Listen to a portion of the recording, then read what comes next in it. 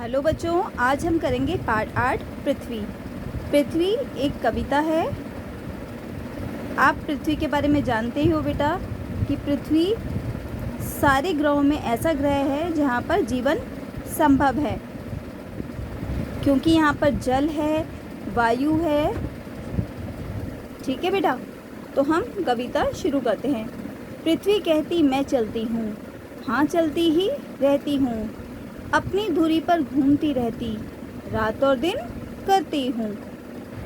क्या कहती है पृथ्वी कि मैं चलती हूँ, हाँ चलती ही रहती हूँ। आपको पता है ना पृथ्वी घूमती है, तो पृथ्वी लगातार अपनी धुरी पर, ठीक है, जैसे एक बॉल होती है तो बॉल को आप गोल घुमाओगे तो वो जैसे गोल गोल घूमती रहेगी, ऐसे ही पृथ्वी भी अपनी ही धुरी पर घूमती रहती है, जिससे क्या बनता है, दिन और रात।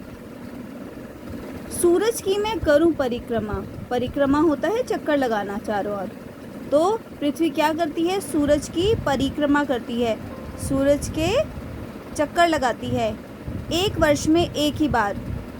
और जब वह चक्कर पूरा कर लेती है, एक चक्कर पूरा होता है तो एक वर्ष बनता है। तभी तो ऋतुएं रंग बदलती, तभी तो आते हैं त्योहार। और एक वर्ष में क्या क्या आता है, ऋतुएं भी बदलती हैं। कभी सर्दी होती है, गर्मी का मौसम होता है, बरसात का मौसम होता है, अलग अलग त्योहार आते हैं, होली है, दिवाली है, ईद है, क्रिसमस है, तो ये एक ही साल में आते हैं ना।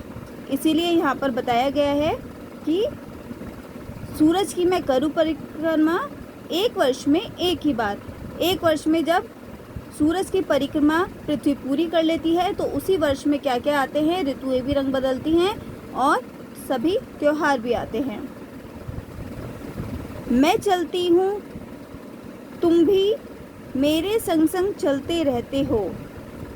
क्या कहती है, मैं चलती हूँ, तुम भी मेरे संग संग चलते रहते हो, अपने घर में बैठे हो, ब्रह्मांड की यात्रा करते हो।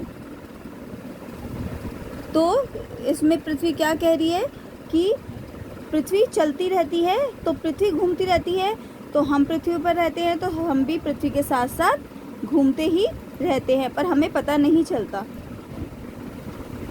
और अपने घर में बैठे बैठे ही हम ब्रह्मांड मतलब सृष्टि की यात्रा करते हैं।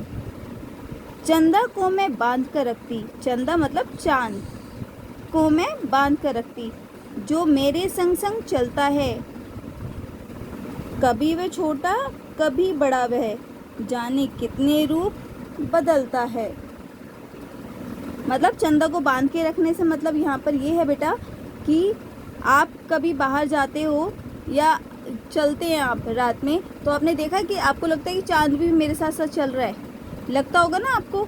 तो इसमें यही है कि जैसे जैसे पृथ्वी घूमती है तो चांद भी उसके साथ साथ हमें प्रतीत होता है कि वो हमारे साथ साथ चल रहा है।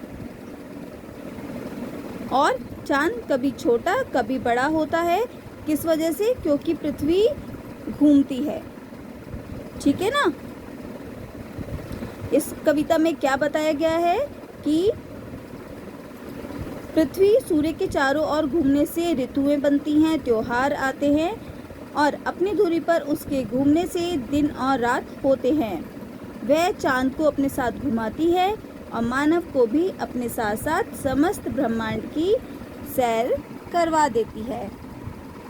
ठीक है बेटा, इस कविता को अच्छे से पढ़ेंगे, इसमें नए शब्द जो आए हैं उन्हें भी आप याद करेंगे।